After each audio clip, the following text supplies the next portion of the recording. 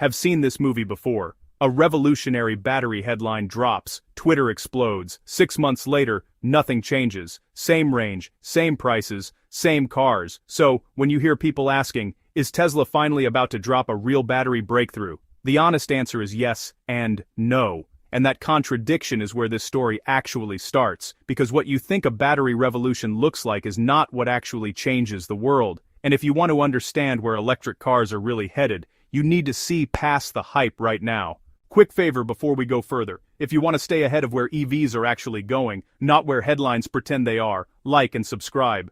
Here is the truth nobody spells out. Tesla did not build a miracle battery, they built a stack. A manufacturing stack, a design stack, a system stack, no magical new element, no sci-fi chemistry, no 1,000-mile range tomorrow fantasy. Instead, Tesla attacked the boring parts, the parts that actually decide who wins. Cell size, electrical flow, electrode manufacturing, pack integration, and total control over how it all comes together. That is the real revolution. And it starts with a number you have probably heard but never really understood. That number is not hype, it is geometry. And geometry changes everything. Tesla did not just make a bigger cell size. They redesigned how electricity moves inside it. They removed bottlenecks that waste energy as heat. They reduced how much metal, welding, and dead weight surrounds every unit of energy. But here is the part nobody focuses on. The cell itself is not the weapon. Manufacturing is because batteries do not win by existing. They win by being built over and over cheaply, consistently, at massive scale. That is why all those viral battery breakthroughs die quietly. They work in a lab, they fail in a factory. Tesla understood this years ago. That is why Battery Day was not about chemistry headlines. It was about process, about stacking dozens of small improvements until the result looks impossible from the outside. Bigger cylindrical cells, a tubeless design that spreads current instead of choking it, battery packs that are the structure of the car, and then, this is the critical part, they went after the most painful step in battery production. Electrode coating. Traditional batteries use wet chemical slurries, huge ovens, massive energy waste, and slow throughput. Tesla wants to delete that entire step. Dry electrodes, no ovens, smaller factories, lower cost per kilowatt hour. If that scales, it does not just improve batteries, it rewrites the economics of electric cars. And Tesla is not guessing anymore. They have already produced over 100 million of these 4680 cells, not prototypes, not lab samples, real production that matters. Because once manufacturing, learning curves kick in, cost falls fast. And cost, not range, is what unlocks mass adoption. Now, pause here because this is where most people get lost. They think batteries are just chemistry. They are not. A battery pack is a system. Cells become modules. Modules become packs. Packs become part of the vehicle's skeleton. Change one layer, and the entire car changes with it. That is why Tesla can talk about range, charging, safety, and cost at the same time, because they are not tweaking one variable, they are redesigning the whole machine. And here is the twist most people miss. Tesla is not even betting on one type of battery. They use cheaper iron-based chemistries where cost matters, higher energy chemistries where performance matters, and they are quietly positioning themselves for what comes next. Anode-free concepts, lithium metal paths, not ready today, but very real. This is not about a single breakthrough moment, it is about compounding advantages. And once you see that, you realize something uncomfortable. The real battery revolution does not arrive with fireworks, it arrives quietly when the cars suddenly get cheaper, better, and harder to compete with, and that is exactly what is starting to happen.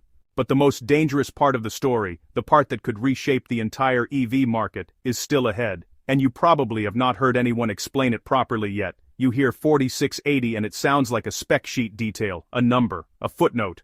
But that number quietly rewires how an electric car is built. 4680 means 46 millimeters wide, 80 millimeters tall, bigger than Tesla's old cells. And that size change does not stay contained. It cascades more energy per cell, less metal casing per unit of energy, fewer welds, fewer electrical connections. And every weld you delete is one less failure point, one less bottleneck, one less cost multiplier. This is where most people stop and miss the real trick, because Tesla did not just make the cell bigger, they changed how electricity enters and leaves the cell. Traditional cylindrical batteries rely on tabs, thin little metal choke points, fine at low stress, terrible under extreme load. You floor it, you fast charge, those tabs heat up, resistance spikes, efficiency drops.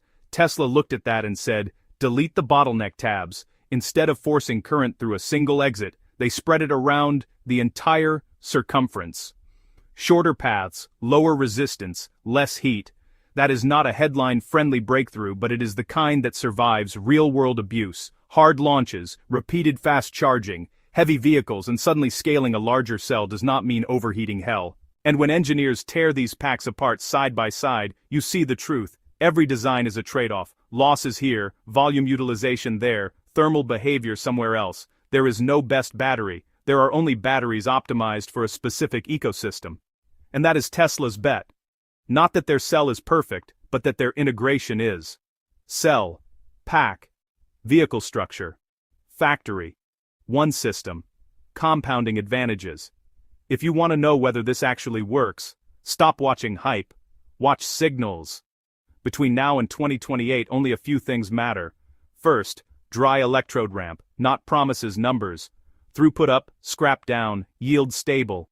That is the hardest test. Second, 4680 expansion.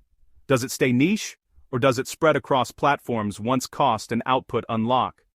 Third, where cells are built, Germany, the US, local production despite higher costs.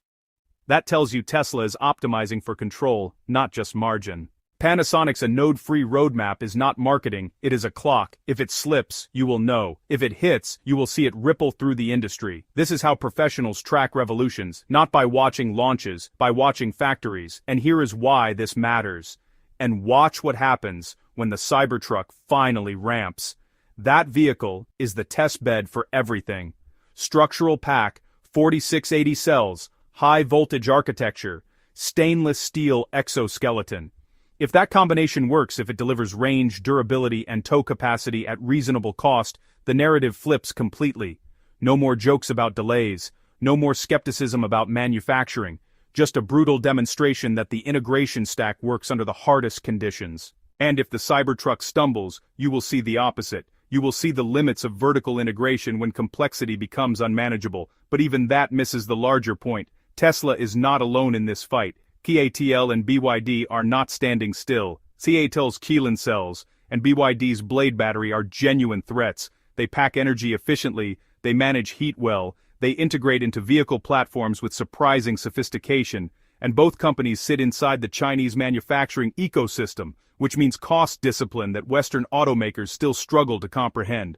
If Tesla slips, China eats their lunch. If Tesla executes, they force everyone else to play catch-up on process engineering, while simultaneously defending home markets from cheaper imports. Even if you hate Tesla, batteries decide EV affordability. They decide grid storage. They decide how fast the world electrifies. If dry electrode manufacturing scales, the effects do not stop at one brand. Factories shrink. Energy use drops. Constraints loosen. Competition stops being about chemistry. It becomes about execution, process engineering, supply chains, industrial discipline. That is the real battlefield. So, let us end clean. Tesla's battery story is revolutionary where it counts.